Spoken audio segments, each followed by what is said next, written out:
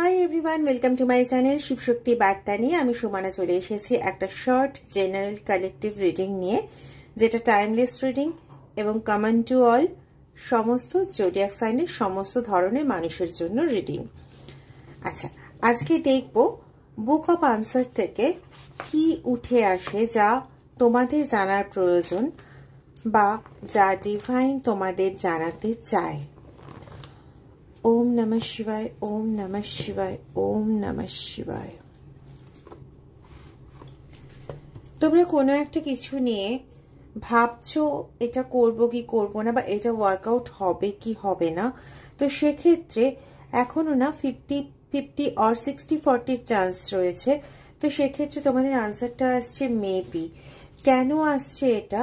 কারণ এখানে তুমি যে ক্ষেত্রটা নিয়ে ভাবছো সেই ক্ষেত্রটা কিন্তু ফ্লেক্সিবল, মানে কখনো সেটা বাড়তেও পারে, কখনো জাস্ট লাইক আমার এই মুহূর্তে যে উদাহরণটা আসছে সেটা হচ্ছে শেয়ার মার্কেট।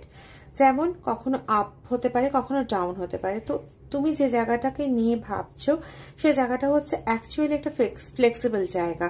তো সেই ফ্লেক্সিবল জায়গায় যখন তুমি কোনো কিছু নিয়ে পরীক্ষা নিরীক্ষা করতে নামছো বা কোনো একটা অ্যাটেম্পট নিচ্ছ, তখন সেখানে অনেক কিছুই হতে পারে, ঠিক আছে? তো সেক্ষেত্রে তুমি সবচেয়ে ভালো রেজাল্ট পাবে যদি তুমি তোমার বাবাকে জিজ্ঞেস করো, এবং তোমার বাবার কাছ থেকে যে উত্তরটা পাবে সেটাকে তুমি তোমার ফার্স্ট অ্যান্ড ফরমোস্ট গাইড হিসেবে নিতে পারো, ঠিক আছে? তো সেক্ষেত্রে তোমার হেরে যাওয়ার বা লস হয়ে যাওয়ার বা ভুল হওয়ার সম্ভাবনা কিন্তু কমে আসে।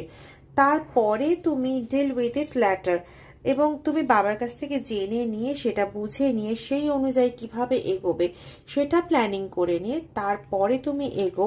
তো it will be more beneficial to you, ঠিক আছে? আর তার সঙ্গে দেখে নি, এটা বলা হচ্ছে যে it may be difficult but you will find the value in ইট।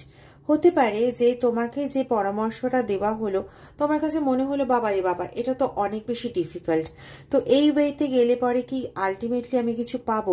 কিন্তু বিশ্বাস রাখো যে তোমার বাবা বা তোমার পিতৃসম যে তোমাকে এই বক্তব্যগুলো দেবেন বা তোমাকে যে এই গাইডেন্সটা দেবেন, তিনি যে গাইডেন্স দেবেন সেই গাইডেন্সের পথ ধরে এগোলে, যদিও সেটা ডিফিকাল্ট হতেই পারে তোমার জন্য, তো যদিও সেটা ডিফিকাল্ট হয় তবুও তুমি কিন্তু সেটার মধ্যে যথেষ্ট পরিমাণে ভ্যালু খুঁজে পাবে, অর্থাৎ সেখানেই কিন্তু তোমার সাকসেস নিহিত, ঠিক আছে?